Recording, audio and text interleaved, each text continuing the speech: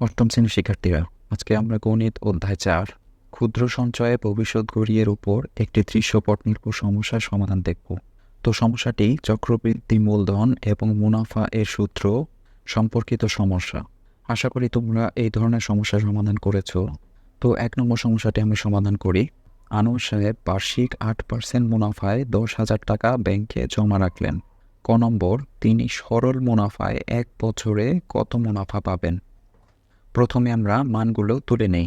এখানে দেখো, আসল যেহেতু ১০,০০০ টাকা ব্যাংকে জমা রাখলেন, তাহলে আসল পি সমান ১০,০০০ টাকা। সময় দেওয়া আছে প্রশ্নে ১ বছর, তাহলে সময় এন ইকুয়াল টু ১ বছর। মুনাফার হার আর সমান ৮%, তাহলে ৮% মানে হচ্ছে ৮/১০০। সরল মুনাফা আই এর মান বের করতে হবে। তাহলে আমরা জানি সরল মুনাফার সূত্র আই সমান পি আর এন। এখন পি এর মান ১০,০০০, আর এর মান আমরা পেয়েছি ৮/১০০, আর এন যেহেতু ১ বছর তাহলে ১। তাহলে এটি সমাধান করলে হয় ৮ ইন্টু ১০০, ৮০০ টাকা। তাহলে সরল মুনাফায় ১ বছরে ৮০০ টাকা মুনাফা পাবেন। খ নম্বর সমস্যা, ২ বছর পরে তার চক্রবৃদ্ধি মূলধন কত হবে? যেহেতু ১০,০০০ টাকা মূলধন ছিল, তাহলে চক্রবৃদ্ধি অনুযায়ী যেহেতু তার মূলধন বাড়বে, প্রতি বছর বছর বাড়বে, তাহলে ২ বছর পর ১০,০০০ বেড়ে মূলধন কত হবে? খ নম্বর, দেয়া আছে সময় এন সমান ২ বছর। আমরা জানি চক্রবৃদ্ধি মূলধন এ সমান P into 1 plus R to the power N.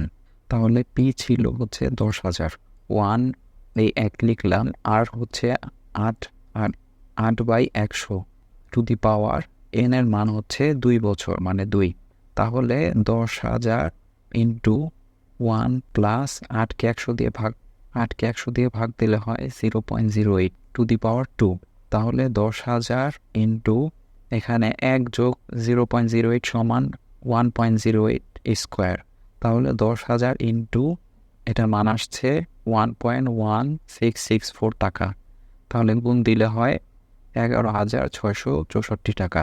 তাহলে ২ বছর পর চক্রবৃদ্ধির মূলধন ১০,০০০ টাকা বেড়ে দাঁড়াবে ১১,৬৬৪ টাকা। গ নম্বরে ৩ বছর পর চক্রবৃদ্ধি মুনাফা ও সরল মুনাফার মধ্যে পার্থক্য নির্ণয় করো। এখানে দেখো, দেয়া আছে সময় এবার এন হচ্ছে ৩ বছর। আমরা জানি চক্রবৃদ্ধি মূলধনের সূত্র এ সমান P into 1 plus R to the power N. তো আগের মতোই এখানে শুধুমাত্র এন এর জায়গায় যেহেতু ৩ বছর ৩ বসিয়ে আমরা এখানে সমাধান করলে পাই 1.08 টু দি পাওয়ার 3। তাহলে এর মান আসে 1.2597। তাহলে ১০,০০০-এর সাথে গুণ দিলে হয় ১২,৫৯৭ টাকা।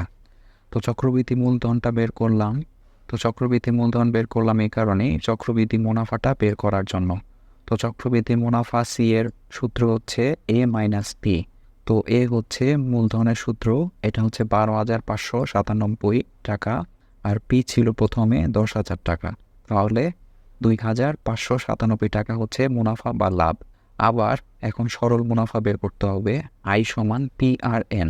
পি এর মান ১০,০০০, আর হচ্ছে ৮/১০০। এবার এন হচ্ছে সময় যেহেতু ৩ বছর, তাহলে সমাধান করলে হয় ২,৪০০ টাকা।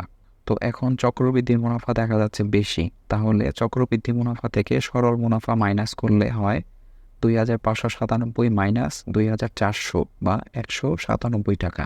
অর্থাৎ ৩ বছর পর চক্রবৃদ্ধি মুনাফা ও সরল মুনাফার মধ্যে পার্থক্য দাঁড়াবে ১৯৭ টাকা। তো শিক্ষার্থীরা, আজকে একটি সমস্যার সমাধান দেখলাম। আগামী ক্লাসে আমরা অন্য কোনো অধ্যায়ের কোনো গুরুত্বপূর্ণ সমস্যার সমাধান দেখব। আমাদের সাথে থাকার জন্য ধন্যবাদ।